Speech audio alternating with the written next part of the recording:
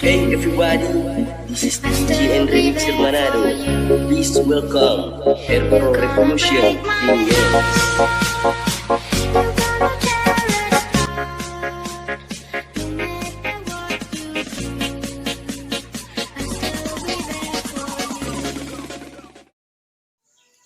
Ya, assalamualaikum para sahabatku, gimana kabarnya?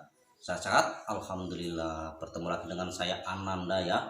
Pada video kali ini saya akan membagikan tip untuk memulai usaha warung sembako buat pemula. Mungkin para sahabatku ingin membuka usaha warung sembako, cuman masih belum tahu gimana caranya atau masih ragu-ragu. Mungkin juga berpikir, kalau saya buka warung sembako ada yang beli enggak ya. Nah itu ya, makanya simak videonya ini sampai habis biar enggak gagal fokus. Karena kebetulan kemarin sahabat subscriber ada yang berkomentar, "Bang, bagi tipnya dong, saya kepengen memulai usaha warung sembako." Makanya saya membuat video ini, semoga bermanfaat. Oke, tanpa lama-lama ya para sahabatku. Yang pertama ya para sahabatku, untuk memulai usaha warung sembako itu pastinya kita harus mempunyai modal ya. Ya nggak harus besar modal juga ya, kalau punya duit modal besar ya alhamdulillah, cuman nggak harus besar, kecil pun itu jadi ya. Untuk namanya juga masih merintis. Banyak warung sembako itu berawal dari merintis, nggak langsung besar, itu merintis dulu dari kecil. Oke, jadi kalau umpama modal kita katakanlah 1.500.000 untuk memulai usaha warung sembako ya. Jadi tips saya, yang kita belanjain itu yang 1 juta, yang 500 kita pegang buat pegangan. Karena nanti yang 500 ini nanti kita akan tahu produk sembako mana yang kencang terjualnya ya, yang cepat habis. Nah seenggaknya kita udah punya yang 500 untuk menambah produk yang tadi yang cepat habis, dan sekalian untuk menambah-nambah mana yang belum kita beli. Nah itu yang pertama ya.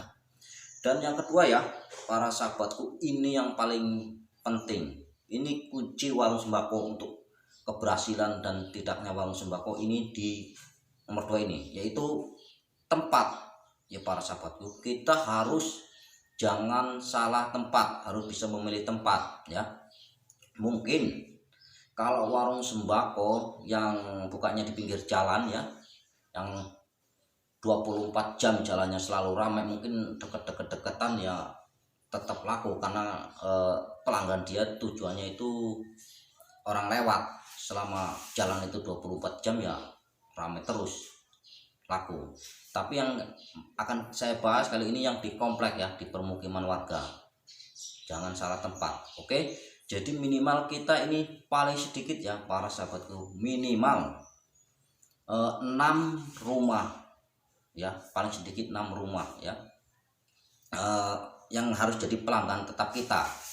Pelanggan tetap yang seperti apa ya? Jadi gini ya para sahabat, kita bisa membandingkannya seperti ini.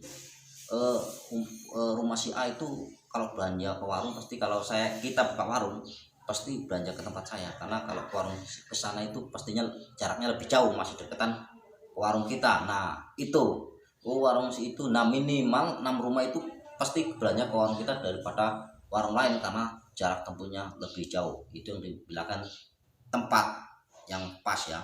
Dan kita sudah punya pelanggan yang jauh-jauh itu bonus. Nah itu yang kuncinya, kita memilih tempat ya para sahabatku. Walaupun kita nggak bisa bikin kios, warung plus tempat tinggal juga banyak ya, apalagi di kampung-kampung itu kebanyakan warungnya plus tempat tinggal. Itu yang kedua. Dan yang ketiga ya para sahabatku, kalau nyari grosir sembako yang masih belum tahu, memang benar-benar masih pemula nih ya, sebaiknya ke pasar. Karena ke pasar itu kebanyakan toko-toko sembako yang di pasar itu grosir semua ya. Tapi pastikan kita beli ini grosir itu tahu kalau kita ini buat warung, buat dijual lagi, bukan pengecer, biar dapat harga sama, biar sama kayak pelanggan yang lain ya. Mas, istilahnya bukan dimasukkan ke golongan pengecer karena kita warung. Nah dan yang keempat, Sebelum kita belanja ya para sahabatku, kita catat dulu apa yang mesti kita beli ya, produk apa yang buat warung kita. Dan kita satu lagi para sahabatku, jangan salah lah, rokok ya, itu rokok yang paling, karena untungnya lumayan ya rokok, jadi kita mesti harus beli, emang modalnya sedikit besar.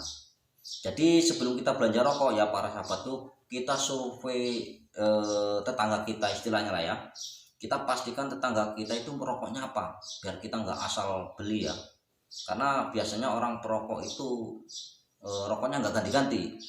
Jadi biar modal kita nggak macet, jangan beli rokok udah macam-macam rokok ternyata kan nggak laku nanti. Mendingan kita pastikan tetangga kita rokoknya apa. Nah rokok itu ya tips saya, kalau lainnya ya semuanya kayak gula itu sama aja kayak menggunakan, tapi rokok ini jangan blunder ya di rokok. Kalau modal kita pas-pasan, kita pastikan tetangga kita rokoknya apa, nah itu yang kita belanjakan. Oke, mungkin itu ya para sahabatku, semoga bermanfaat walaupun pendek, tapi semoga udah bisa dimengerti ya, semoga berhasil.